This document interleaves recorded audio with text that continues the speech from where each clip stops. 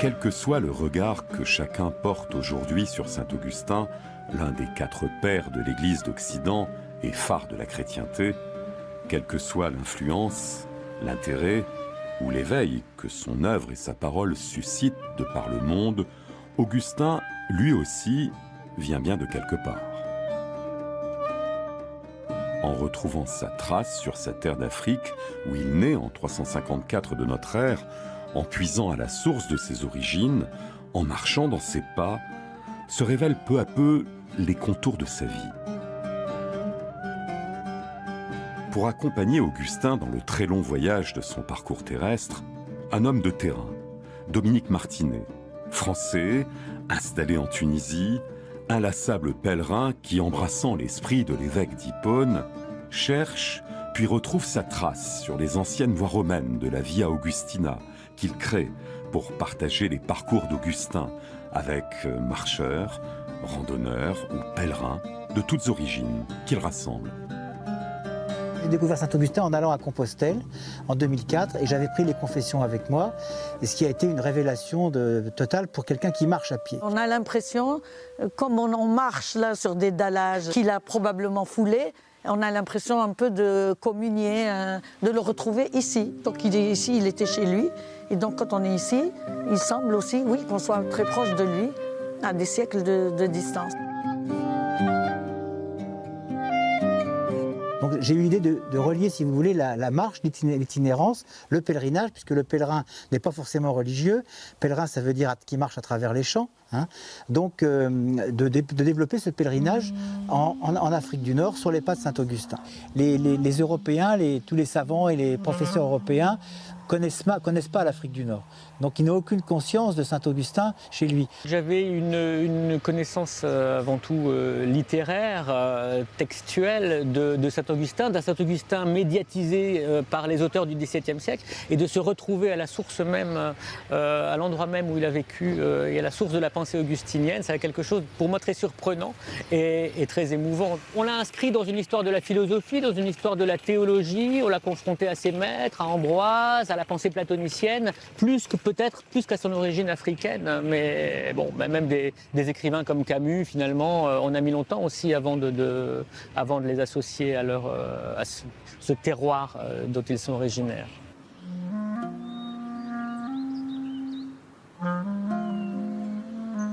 Il est né dans une cité qui s'appelle Tagaste et qui est aujourd'hui Socarrás, en Algérie orientale. C'est vraiment un enfant du coin, quoi. Il est de Tagaste, oui, il est de Tagaste, c'est un Tagastin. Et il est du coin, il n'est pas d'ailleurs.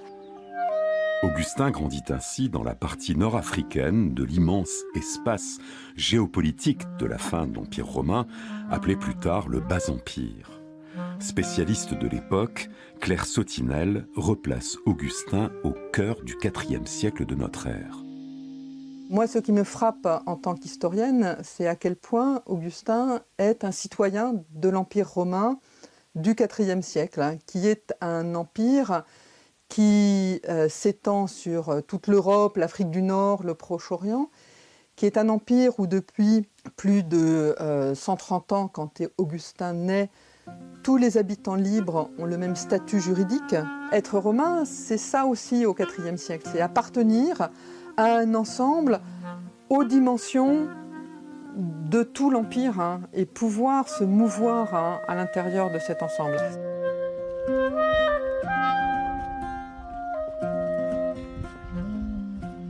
La civilisation romano-africaine s'est profondément installée en Afrique du Nord. C'est le même grand empire romain et la même grande culture et civilisation romaine. C'est dans ce cas-là qu'on peut dire que la Méditerranée est un lien et pas une séparation ou un obstacle, puisque voilà un homme qui est né en Afrique du Nord, qui est l'auteur d'une œuvre inconsidérable et qui est un des pères de l'Église.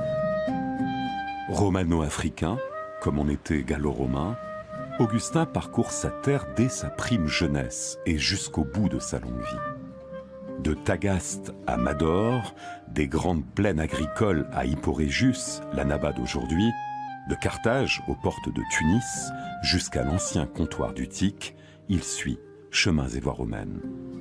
Pour la Via Augustina, Dominique Martinet, croisant archéologie, géographie, écrit et histoire, retrouve Augustin sur ses chemins de prêche. Utique avait été un port célèbre et la capitale de l'Afrique romaine jusqu'à la reconstruction de Carthage. C'est dans cette cité qu'Augustin prêcha le dimanche 11 septembre. Ma mission, si vous voulez, c'est de retracer la géographie de l'époque d'Augustin, ce qui n'a pas vraiment été fait jusqu'à présent, à part sur quelques cartes des voies romaines. Mais de la faire de façon précise sur le terrain, c'est notre mission aujourd'hui. S'appuyant sur des données anciennes, mais aussi contemporaines, Dominique balise le réseau de la Via Augustina du nord de la Tunisie jusqu'à l'est de l'Algérie. J'ai découvert ces endroits avec les cartes, puisqu'en fait nous sommes repartis des cartes romaines, la classe de Salama, et que nous avons comparé aux cartes tunisiennes d'état-major, qui nous ont permis de retracer les voies romaines depuis la frontière algérienne jusqu'à Carthage. Il faut imaginer Saint-Augustin, jeune à 17 ans, 18 ans, venir ici, quittant sa ville natale de Tagaste, qui était une petite ville, c'est un quartier de Carthage. Comparé à ça, venir ici dans une ville qui est en pleine de vie. C'était la très grande Carthage. On en parlait comme un ornement du monde. Les auteurs anciens, ils disaient bien d'elle, c'était l'ornement du monde. C'était pratiquement la deuxième ville au monde après Rome. Imaginez ce qu'a pu être Carthage pour ce jeune adolescent ambitieux, assoiffé dans tous les sens du terme. Je crois qu'il y a passé des moments de plaisir intenses. Catherine Conibert, éminente auteure et universitaire britannique, enseignante aux États-Unis, conduit ses recherches et son éthique de vie autour de la pensée augustinienne. Et bien plus tard, lorsqu'il prêche, il se souvient de ces années palpitantes, mais aussi destructrices et autodestructrices. Et il sait combien il est facile de basculer, il est facile de sombrer. Et tout ça pour lui est relié à Carthage. Le théâtre fonctionnait très bien, le cirque fonctionnait très bien, l'amphithéâtre encore. Il y avait bien sûr une vie religieuse chrétienne, si on veut dire, monothéiste.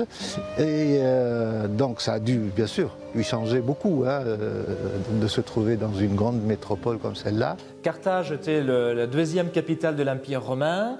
Et le développement qu'a eu l'Église à Carthage en IVe siècle, par exemple, c'est les siècles d'or de l'Église. Le développement de l'Église ici était beaucoup plus grand que celui de Rome. Dans la ville de Carthage, il y avait une trentaine de basiliques chrétiennes. C'était énorme. En fait, Rome a toujours regardé, la Rome catholique a toujours regardé avec intérêt tout ce qui s'est passé dans l'Église nord-africaine. Les conciles, les discussions, les hérésies, les schismes, voilà, il y a eu un peu tout. Mais donc l'Église était vraiment très, très forte. Ça nous rattache énormément parce que ça montre que ce n'est pas seulement une terre musulmane, mais c'est une terre qui était chrétienne aussi. Et ça a permis donc de découvrir, d'abord ça nous enracine énormément, nous, dans notre foi, redécouvrir un petit peu tout ça, le vécu des premiers chrétiens. Et en effet, c'est ce qui s'est passé au long des siècles, parce qu'après, les chrétiens qui vivaient ici étaient toujours encouragés par les témoignages des premiers, donc des aînés dans la foi. Jeune prêtre venu d'Argentine, le père Silvio Moreno exhume sermons et découvertes sur le terrain pour enrichir et donner corps à travers Augustin à la mémoire chrétienne de l'Afrique du Nord. Romaine pendant plus de 500 ans, profondément chrétienne pendant des siècles, les provinces africaines, riches et prospères, sont sillonnées à l'époque par le réseau routier des Via Publica, de plusieurs milliers de kilomètres sur lesquels Augustin se déplace pendant des décennies. La voie principale de l'époque, ça s'appelait la voie Carthage-Téveste, et qui descendait vers le sud, qu'on emprunte en partie lorsque l'on vient d'Annaba. Et puis ensuite, nous partons pour aller en direction de Soukaras, qui s'appelait Tagaste à l'époque. Alors une fois qu'on est à Tagaste, on peut remonter vers Hippone, Hipporégius, par cette route-là, qui remonte ici, et environ une centaine de kilomètres. Ça, c'est l'itinéraire principal que Saint-Augustin a parcouru le plus souvent.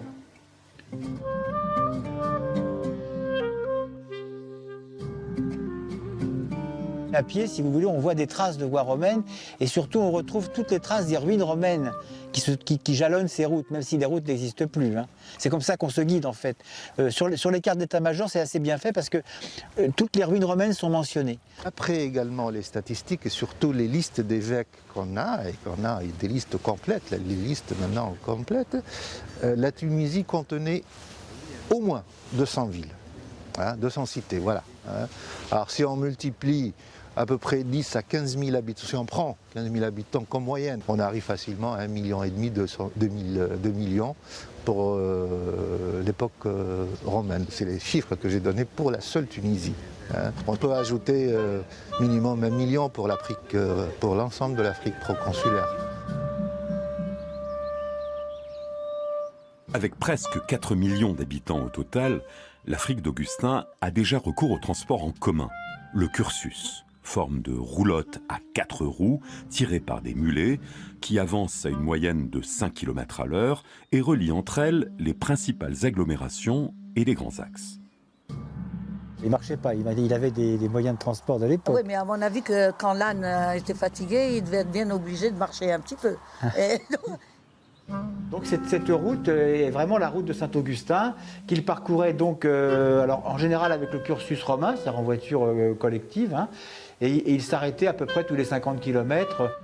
Et il a fait ça de 395 à peu près jusqu'à 420, donc sur 25 ans. Si on considère qu'il y allait pratiquement tous les étés et qu'il faisait pratiquement 600 km à chaque fois, ça fait beaucoup de kilomètres. Saint-Augustin est quand même un grand voyageur. C'était quelqu'un de très curieux. On peut même le qualifier d'un des plus grands voyageurs à l'époque romaine. Paradoxalement, et il le confie lui-même, étant à ce propos le premier écrivain de l'histoire à utiliser le genre autobiographique, il n'aime pas voyager. Mais pour répondre à sa mission, il va là où on le demande. D'abord, il n'aimait pas faire des voyages.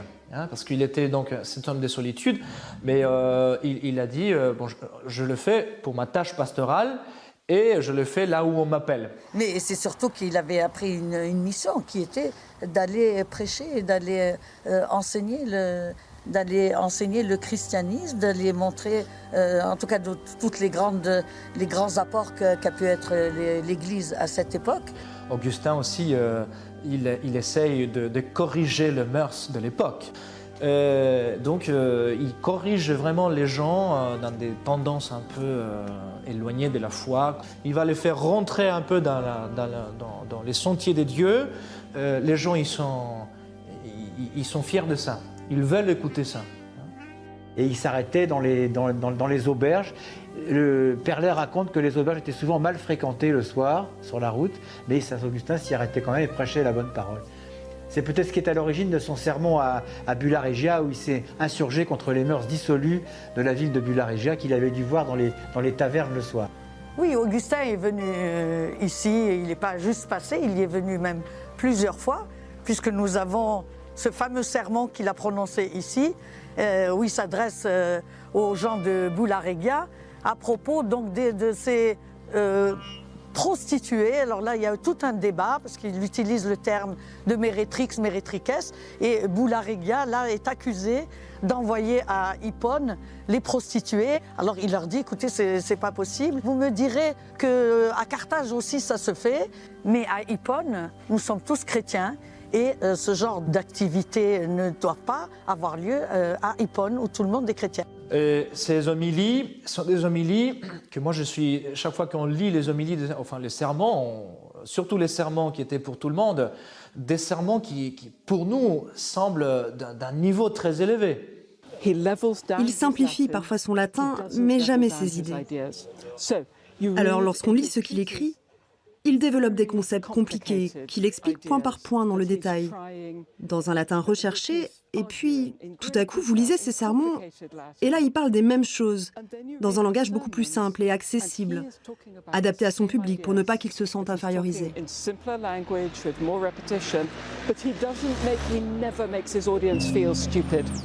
Augustin dit « Les voix se taisent quand le verbe jaillit ». Les gens de l'époque tout en étant des gens très simples, étaient très habitués à ce type de niveau d'homélie, avec des commentaires très profonds, des textes sacrés. Enfin, ça impliquait vraiment une connaissance des textes sacrés aussi pour les gens. Augustin, on sait bien qu'il prêchait très longuement, voire même 2 heures, et les gens, ils étaient assoiffés d'écouter la parole d'Augustin.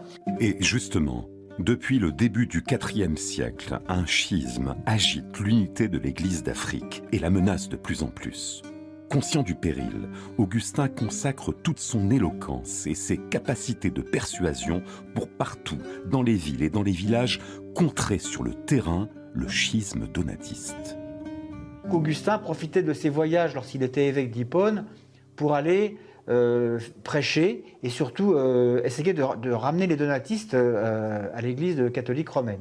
Mais il prêche certainement à Tignica, par exemple. Il va prêcher dans un village où il y a des donatistes. Le donatisme, c'est plutôt une division de l'Église. C'était originé comme un schisme, vraiment un schisme ecclésiastique.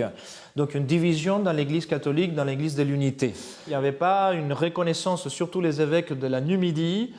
Ils ne voulaient pas se soumettre à l'évêque de Carthage, qui était le primat d'Afrique. Il y a cette tension qui s'est créée dans les villages. Il y avait une cathédrale catholique, une cathédrale donatiste. Du coup, il y avait des gens, des partisans d'un côté et de l'autre. Donc il entend parler les gens qui ne veulent pas accepter l'évêque donatiste, les gens qui sont en difficulté avec les donatistes. Et en fait, il prêche pour dire aux catholiques, ne vous laissez pas traîner sur cette affaire-là. Donc faites attention. Mais ça, c'était pas possible. Donc il a dû faire cet appel à l'empereur afin de se faire aider pour que ça se termine. Et l'empereur répond à la requête d'Augustin. La conférence a lieu.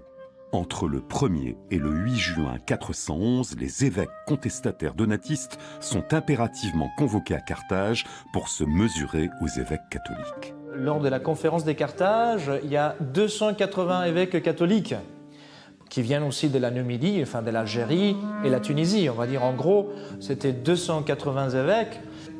Et donc c'est vraiment énorme. Sans compter les 250 évêques donatistes également présents, soit en tout près de 600 évêques réunis en concile et auxquels Augustin s'adresse. Les arguments qu'il utilise lors de la conférence de 411, c'est un peu tout ce qu'il va découvrir dans les villages où il passe. C'est pour ça qu'Augustin dit il faut finir avec ça, parce que c'est pas possible que Jésus, comme il l'a dit, la tunique, la seule tunique qu'il nous a laissée en héritage, soit divisée.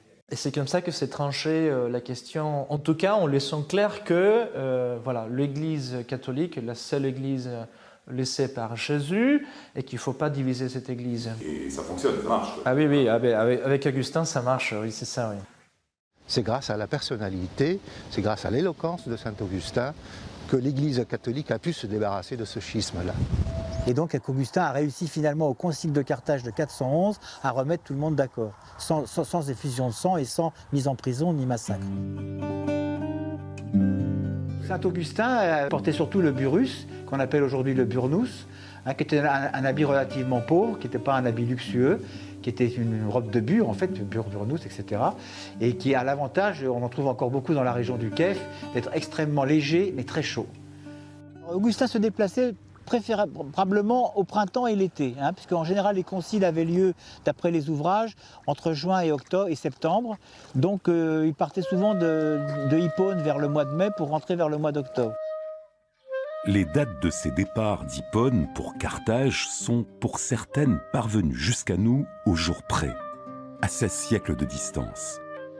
27 avril 399, 16 juin 401, 16 juin 404, 11 juin 410, 1er mai 418.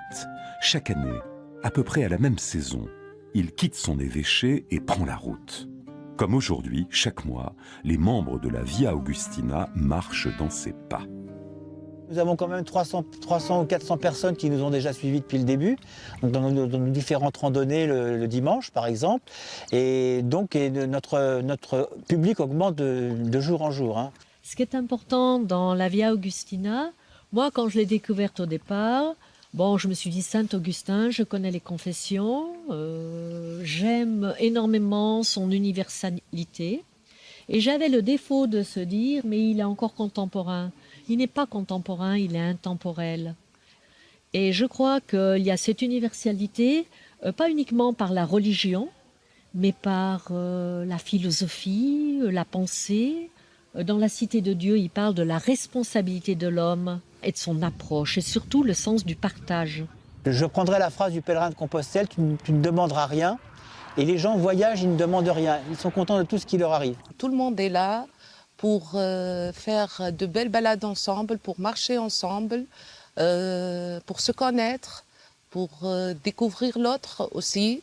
Michel, par exemple, l'année dernière, c'était comme ça. Ah oui. Je crois que c'était à Rafraf. C'est-à-dire ça se fait naturellement.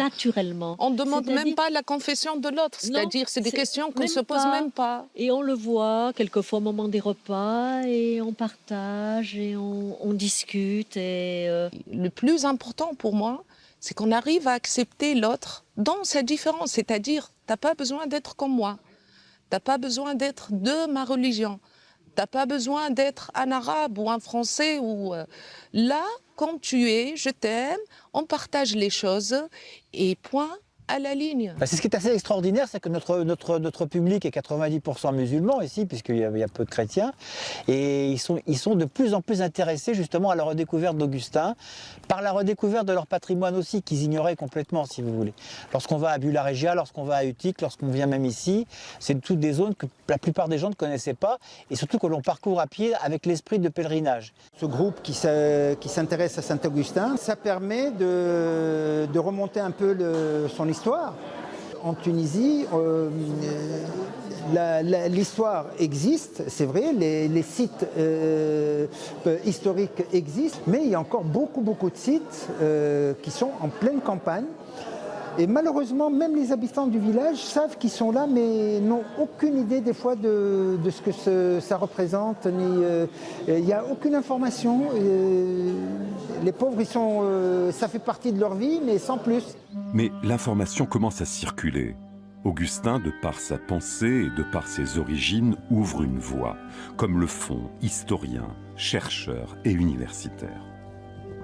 Nassera Ben-Sédik, archéologue au franc-parler, professeure, historienne, auteure et femme d'Algérie, souligne la berbérité d'Augustin, son lointain ancêtre d'Afrique du Nord. Son immense œuvre est quand même à la base de l'Église chrétienne d'Occident. Et moi, je trouve que nous, en tant que Nord-Africains, nous devrions être fiers plutôt que d'essayer de gommer comme certains essayent de le faire. Parce que ça, c'est un patrimoine, il n'y a rien qu'on puisse faire contre. Ce patrimoine est là, il a laissé des traces et ça sera toujours comme ça. Bien sûr qu'Augustin est un de nos ancêtres. Et je pense que c'est parce que de plus en plus maintenant de Nord-Africains, que ce soit en Tunisie, au Maroc ou en Algérie, se sont réappropriés ce passé antique sans problème. Ça reste évidemment surtout au niveau des spécialistes, mais je pense que ça va s'arranger. Et donc c'est grâce à eux qui ont repris donc l'étude de ces périodes en tant que Nord-Africains que du coup on voit le terme de romano-africain. Il n'y a que les spécialistes qui savent qu'Augustin est un Africain, donc un berbère. Oui, bien sûr, il était romanisé. Oui, bien sûr, il parlait le latin. Oui, bien sûr, il était après catholique et il défendait Rome. Mais de là à gommer ses origines numides, ça c'est un peu gros. Par exemple, sa mère était... Il n'y a pas plus berbère que sa mère. Donc sa mère était berbère, sa mère était chrétienne. Et attention, son père s'appelait Patricius. Ah oui, ben, il a un nom romain. Et alors? Mais les 90% des Africains et des Berbères de l'époque avaient des noms romains. C'est un statut, ils avaient la citoyenneté romaine. Ça ne veut pas dire qu'ils étaient italiens ou espagnols ou gaulois. Ils étaient africains et romains. Bien sûr qu'il il écrivait en latin, mais qui va pouvoir assurer péremptoirement qu'il ne parlait pas le berbère? Et lui, il s'est plaint souvent parce qu'il dit c'est dommage que nous, ici, on doit utiliser la langue latine alors qu'on devrait utiliser la langue berbère et les cultes berbères. Donc, en fait, le punique, le berbère et le latin sont les langues de ce pays. Il est normal qu'Augustin les ait pratiquées l'une ou l'autre, l'une et l'autre, sans aucun problème.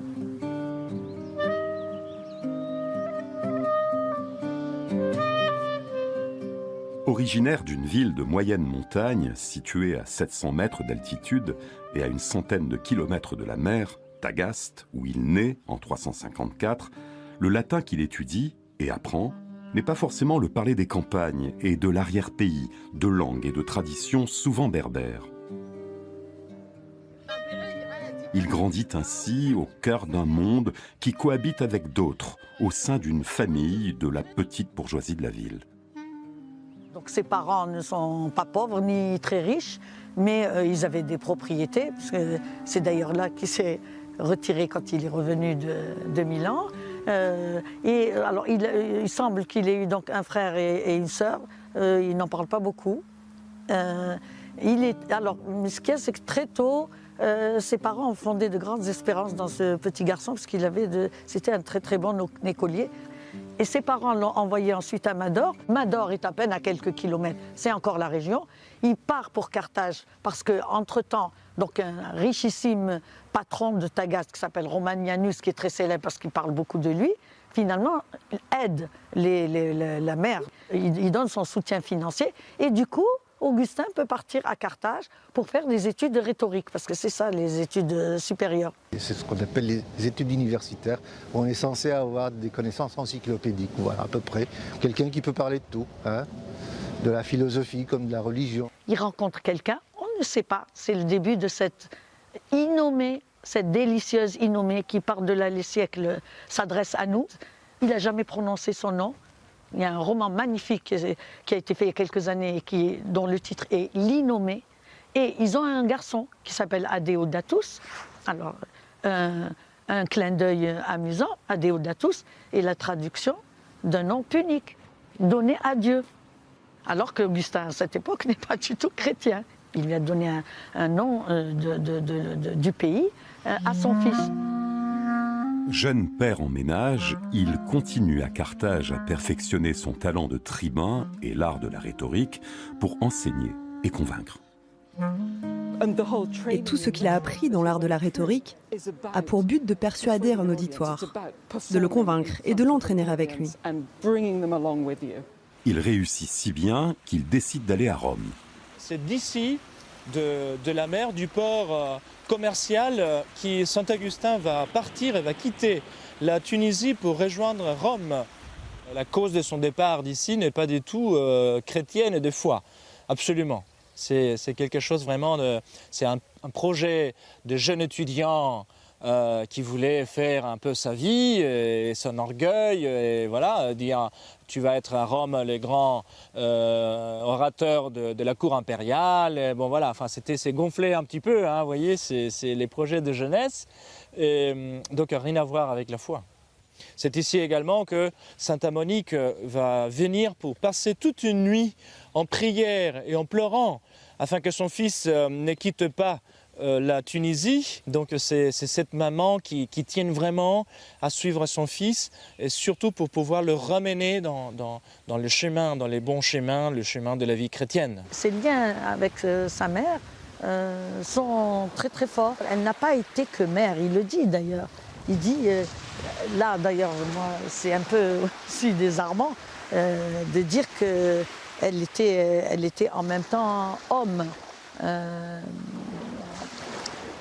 Par son intelligence. Il dit aussi, c'est là qu'on voit la nature du lien qui les unit, il dit mère par son amour, mère par son amour, homme par sa foi.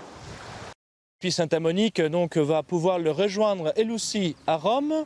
Mais en dépit de la présence de sa mère, Augustin ne se sent pas chez lui à Rome. Il ne dit pratiquement rien à propos de Rome. Et c'est très significatif parce que jusque-là, toute son éducation, toute sa préparation, son travail l'ont convaincu que Rome est ce qu'il y a de mieux. Carthage est bien sûr fantastique, mais Rome est l'endroit le plus extraordinaire où il faut se montrer. Et depuis des siècles, le modèle suprême. Et il arrive à Rome, et là, il est déçu. Ses étudiants le déçoivent. Ce n'est vraiment pas ce à quoi il s'attendait pour une ville qu'il portait jusque-là au pinacle de son ambition. Il décide de quitter la ville éternelle pour aller à Milan, la nouvelle capitale impériale. Il remonte à Milan, toujours pour le même projet. Et voyez, parfois il y a ces choses qui sont très belles. Et comment Dieu, Saint Augustin il va le dire après, Dieu permet un mal pour après faire sortir un bien majeur. Il pense qu'il est essentiel de poser des questions. Tout le temps questionner, chercher, demander est la chose la plus importante. Il est un chercheur, hein, c'est quelqu'un qui recherche la vérité et donc il voit ici, par la philosophie, par beaucoup de choses, il se rend compte que, et comme il le dit souvent, ces idées ne le remplissaient pas, ne les suffisaient pas. Donc il allait toujours au-delà de ça. Vous ne pouvez pas vous attendre à connaître la vérité dans cette vie. Vous la cherchez et vous continuez sans cesse. Et c'est là où se situe la religion, où repose la foi. En questionnement, pas en réponse. Et donc c'est ça, il était allé à Milan et puis il profite pour écouter les homélies de saint Ambroise afin de pouvoir de voir comment les contre-attaquer et pouvoir détruire les arguments de saint Ambroise. Et il reste complètement attrapé, ébloui par les sermons de saint Ambroise et finalement il tombe aux pieds des dieux. Hein. Donc c'est la beauté de saint Augustin. Hein. Dans la nuit de Pâques, du 24 au 25 avril 387, à l'âge de 32 ans et 5 mois, de la main même d'Ambroise de Milan, Augustin reçoit le baptême.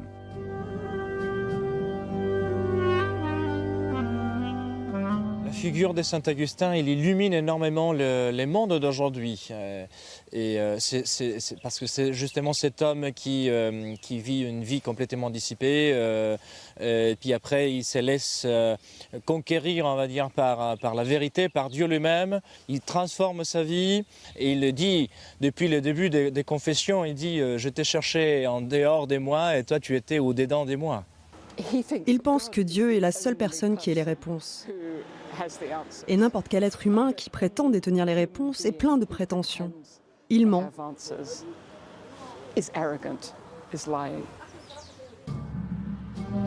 Comblé et apaisé, il choisit le chemin de l'humilité et du retour chez lui en Afrique, au milieu des siens, pour s'offrir pleinement à Dieu.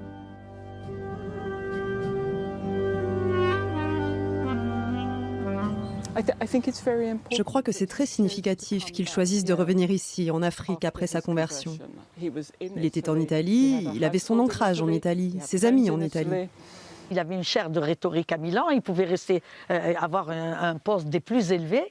Et finalement, non, après sa conversion, pourquoi alors décider de revenir en Afrique s'il ne tenait pas à son Afrique? Il est rentré chez lui, il est revenu à Soukaras, à Tagaste où il est né, et il voulait fonder une communauté sur un lopin de terre. Et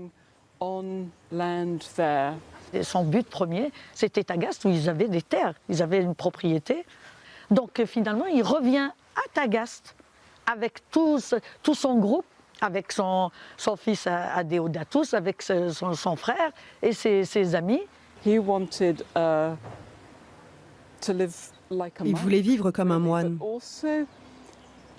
mais aussi comme un gentilhomme, dans l'esprit de cette vieille notion romaine où un gentilhomme vit à la campagne, entouré de ses amis et où il parle philosophie. Et Augustin pensait que lui aussi pouvait vivre avec ses amis, mais pour parler théologie.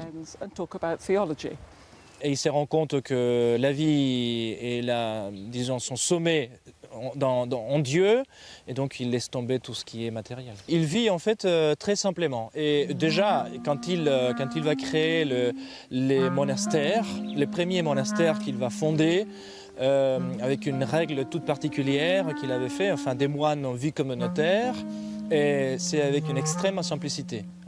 Et donc vraiment il insiste sur la pauvreté, et lui-même d'ailleurs il vivait comme ça.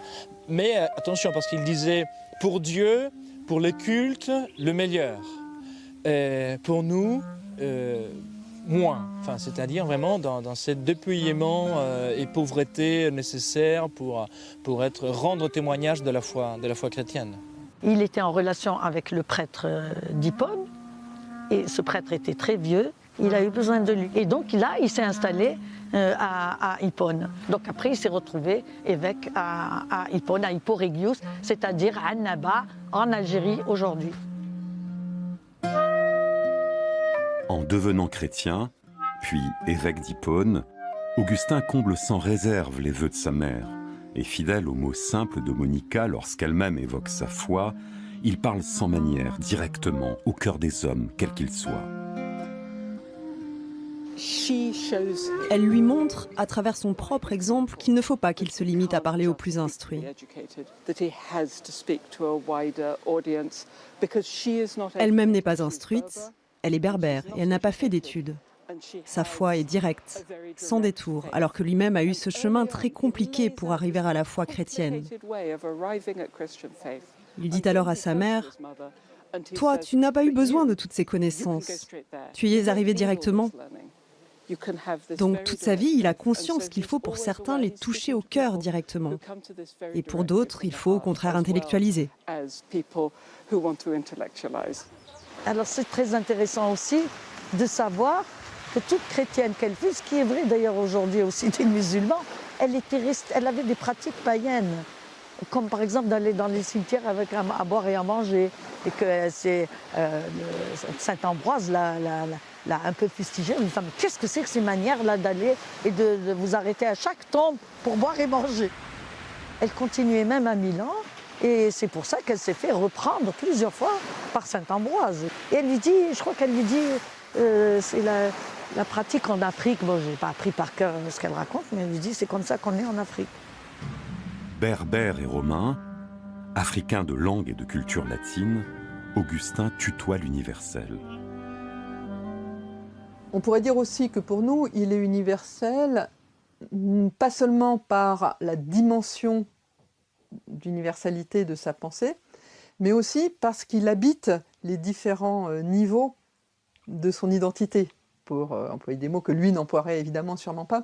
Il est pleinement le fils de sa mère, et il est pleinement un enfant de la province de Numidie, il est pleinement un Africain de la grande province, de la grande région d'Afrique, du grand diocèse d'Orient, il est pleinement un chrétien de cette chrétienté latine qui reconnaît dans Rome sa tête, et il est pleinement homme, il est pleinement citoyen romain et pleinement aussi être humain au-delà de toutes ces catégories. Augustin dit « Écoutez par notre intermédiaire ce que dit le Seigneur et réjouissez-vous en lui, en sa parole, en sa vérité, en sa charité. » Nous sommes à l'embouchure de la Medjerda, qui s'appelait à l'époque Bagrada, à l'époque d'Augustin, et qui donc démarre de Soukaras, sa ville natale Tagaste, pour arriver à se jeter dans la mer ici. C'est la grande rivière de la Tunisie et qui alimente tout ce qu'on appelle les grandes plaines, qui était donc le grenier à blé de Rome, depuis Bulla Regia jusqu'ici. Il faut imaginer Saint-Augustin quitter sa terre, sa ville natale Tagaste, pour venir pour prendre la route, pour se diriger vers Carthage. Il a traversé la belle région agricole de l'Africa. Tu découvres des endroits extraordinaires de ton pays. Tout à l'heure, j'étais époustouflée du paysage, c'est-à-dire j'étais sans voix. J'étais inerte comme ça, je regardais et on dirait que j'étais dans une autre dimension, tellement c'était magnifique. Et grâce, c'est vrai, via Augustina, l'opportunité qu'elle nous offre, non seulement tu découvres le pays, tu vas faire la rencontre et la connaissance d'autres personnes. Tu n'as pas l'exclusivité à parler avec telle ou telle personne, c'est-à-dire tu vas parler avec tout le monde, c'est ça le plus extraordinaire. Tu vas parler avec cette personne-là, tu vas faire quelques kilomètres, après tu vas parler avec une autre personne. Et cette ouverture qui est que je trouve la plus extraordinaire. Pour faire vivre et développer Via Augustina en Afrique du Nord, Dominique Martinet s'est rapproché d'un partenaire, pour ainsi dire, prédestiné sur sa route, Salah Anachi, qui réunit à lui seul les deux pays d'Augustin, natif d'Algérie mais... Tunisien d'origine de Sougaras, du pays de Saint-Augustin. C'est quelqu'un qui est aimé, respecté, c'est un patrimoine partagé par les deux rives de la Méditerranée. Donc il faut rechercher ce genre de patrimoine, de personnalité. Il a apporté quelque chose qui est tellement important par rapport, par exemple, à Aristote ou à Platon, le terrain. Vous savez, Aristote et Platon, c'est le lycée, c'est le lycéum, l'académie. Donc c'est entre intellectuels. Et en tant qu'apôtre, en faisant l'apostolat, en faisant les paroisses, Saint-Augustin était obligé de réfléchir et d'expliquer en termes quotidiens les grands concepts philosophiques. Et justement, pour la première fois, les journées augustiniennes de Carthage, organisées conjointement par la Fondation Atlas et l'association Via Augustina, ont permis de réunir, venus d'Europe, d'Amérique et d'Afrique, chercheurs, historiens, archéologues, théologiens ou cinéastes autour de l'action et de la pertinence de la pensée d'Augustin aujourd'hui. Venus spécialement des États-Unis, de jeunes étudiants du collège de Merrimack, dans le Massachusetts, fondé autour des valeurs de Saint-Augustin, confrontent leurs études et leur savoir à l'émotion de cette terre d'Afrique où a vécu celui qui est au centre de leur vie. Nous avons pensé qu'il serait assez extraordinaire pour nos étudiants d'avoir cette expérience d'une autre culture. Et comme ils ont étudié la vie et la pensée de Saint-Augustin, venir ici à Carthage, comme il l'a fait lui-même dans une étape si importante de sa vie, serait aussi pour eux une réelle expérience pratique. Je suis convaincue que toute théologie a besoin de pratique et que nos étudiants seront capables d'avoir une réflexion sur ce qu'ils viennent d'apprendre. Pour eux, ce qui a été dit ici a été suffisamment enrichissant pour qu'ils s'en imprègnent, le fassent vivre et l'appliquent dans leur vie. Tout ce qu'on a appris ici nous aidera dans nos actions et nous l'appliquerons dans nos vies et dans nos métiers. Je crois que les jeunes, en lisant Augustin et les Confessions, lorsqu'ils découvrent son long combat et sa longue quête personnelle, cela leur parle énormément. En effet, le monde autour de lui et l'Empire romain étaient en train de sombrer. Les valeurs changeaient, et donc les jeunes le voient un peu comme un éclaireur qui comprend ce qu'eux-mêmes traversent aujourd'hui. Et lorsqu'ils constatent cette complicité qu'ils ont avec lui, ils sont stupéfaits et deviennent les compagnons de sa pensée. When they come in contact with his thought, they're surprised and finding him a companion of thought. Augustin dit « Mala tempora, l'époque est mauvaise. Laboriosa tempora, l'époque est difficile. Hoc dicunt homines, ainsi parlent les hommes. Bene vivamus, vivons bien. Et bona sunt tempora, et l'époque sera bonne. Nos sumus tempora, nous sommes l'époque. » L'actualité de la pensée de Saint-Augustin et puis l'exemple de sa vie en soi. Parce que aujourd'hui, on se détourne très vite aussi du chemin de Dieu. Et les faits après, il y a des petites choses que parfois on ne sait pas lire tout de suite, mais des petites choses, et Dieu nous aide à travers ces choses, ces événements de la vie, pour nous reconduire toujours vers lui. L'important, c'est d'être attentif à ces signes, à ces événements concrets, et afin justement de rejoindre Dieu et sa vie. Augustin dit « J'aime, dis-tu, mais quel chemin dois-je suivre ? Écoute celui qui dit « Je suis le chemin ». Avant de dire où aller, il a commencé par te dire par où aller. Je suis la vérité, je suis la vie. Il t'a réveillé, toi qui dormais. Lève-toi et marche. Et là, on va reprendre un itinéraire que Saint-Augustin faisait souvent à la fin de sa vie, parce qu'il était un peu fatigué, il marchait moins, il voyageait moins. Il partait de Bizerte. On ne sait pas trop s'il allait en bateau ou par les routes. Moi, je pense qu'il allait plutôt en bateau. C'est une hypothèse. Et il faisait surtout Bizerte-Tunis, donc Hippodiaretus à l'époque, par ce chemin-là. Alors, ce chemin-là passe donc par la côte. Il traverse la montagne et il descend sur Utique. Et puis de Utique, il allait directement sur Carthage. Sa condition d'évêque, mais surtout sa condition d'Augustin, le faisait qu'en quelque sorte, chaque village où il passait, on l'obligeait à s'arrêter et prêcher.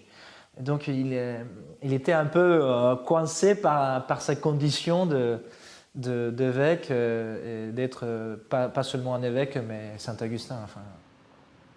À fur et à mesure qu'il est plus âgé, et il a toujours ses maladies, donc il n'a plus de fatigue de faire ses voyages. Et il explique aussi en disant, ben voilà, je suis fatigué vraiment. Il avait 60 ans. Hein. Et à cette époque-là, faire ces routes, une partie en charrette ou les moyens de communication de l'époque, et puis à pied aussi, bon, ça fatigue énormément. Épargnée jusque-là par les invasions barbares, l'Afrique romaine vit ses dernières heures. Venus du nord de l'Europe, un groupe de tribus germaniques, les Vandales, traverse la Gaule, puis l'Espagne, avant de passer en Afrique du Nord pour bientôt assiéger Hippone, où Augustin est évêque depuis 35 années. Encouragé à s'enfuir par la mer vers la Sardaigne, toute proche, et l'Italie, Augustin, alors âgé de 76 ans, refuse d'abandonner les siens, sa terre et son évêché. Et pour la dernière fois de sa vie, il fait face. Alors, les Vandales, quand donc, ils ont fait la côte, ils arrivent devant Hippone. Augustin était évêque, là, à Hippone. Il n'a pas fui, il est resté là. Il a refusé de partir. Dans Hippone, assiégé par les Vandales. Il n'est pas parti. Et de ce que j'ai entendu dire, c'est que l'Église d'Algérie aujourd'hui, fidèle à ce message et à cet exemple, n'a pas fui l'Algérie pendant les 10 années où le pays a été à feu et à sang. Et c'est justement à cause de ce qui est une leçon. Là, Augustin n'avait pas besoin de faire des discours.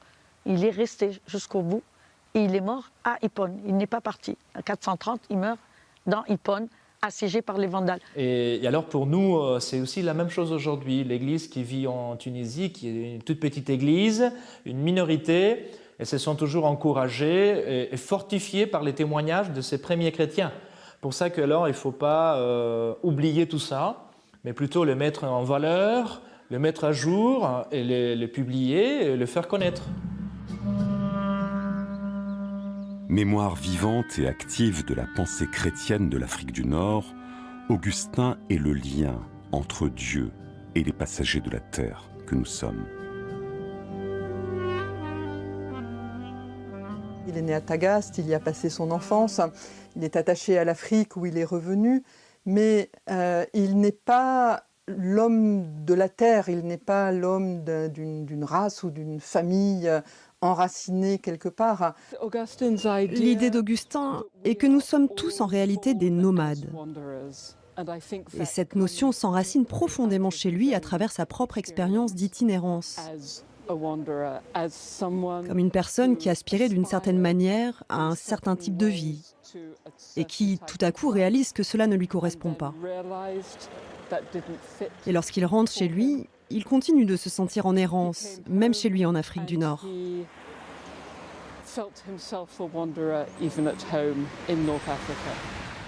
Augustin dit « Celui qui est issu de Dieu entend la parole de Dieu ». C'est ainsi qu'il l'interprète en tout cas. C'est que nos racines sont au paradis. Nos racines sont en Dieu. Et c'est l'explication pour nous faire comprendre que nous sommes tous des nomades, tant que nous sommes sur Terre et que nous ne sommes pas avec Dieu.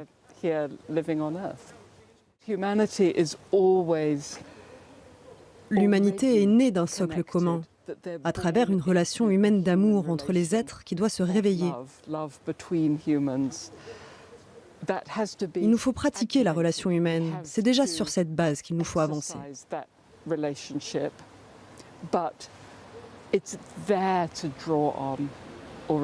Dès le milieu du IIIe siècle en tout cas, le christianisme était solidement implanté dans la ville, puisque le 1er septembre 256, l'évêque Aurelius d'Utique...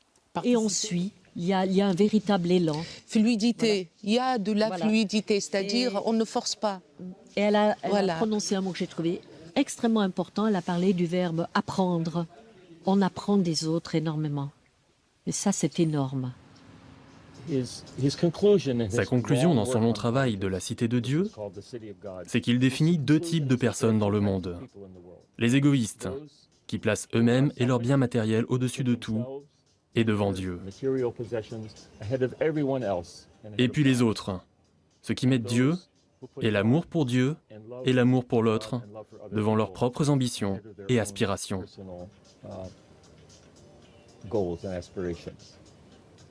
Et Augustin dit que des égoïstes surgit la division, la haine, les problèmes et les souffrances, et des autres, ceux qui cherchent à aimer, ce qui, je le reconnais, n'est pas simple. De cela, quelle que soit leur religion, survient la justice et la paix. Et c'est ce que nous essayons de mettre en place. Dans ce sens, il illumine un peu les gens d'aujourd'hui, enfin la jeunesse d'aujourd'hui qui est en cherche. Parce que c'est ça, hein. En fait, la jeunesse d'aujourd'hui, c'est en cherche des choses que malheureusement, que ce soit les plaisirs, l'argent, le matériel, des choses qui finalement après ne comblent pas, ne remplissent pas, ne satisfassent pas. Et donc, il y a justement ce désir qui va au-delà de ça. Donc c'est vraiment vouloir dépasser tout ça, que finalement ne nous dit rien, ou en tout cas ne nous comble pas, pour aller chercher ce qui nous comble véritablement, qui est Dieu. Augustin dit, si la maison de Dieu c'est nous-mêmes, nous sommes construits en ce monde pour être consacrés à la fin du monde. L'édifice, ou plutôt sa construction, se fait dans la peine, la dédicace se fait dans la joie.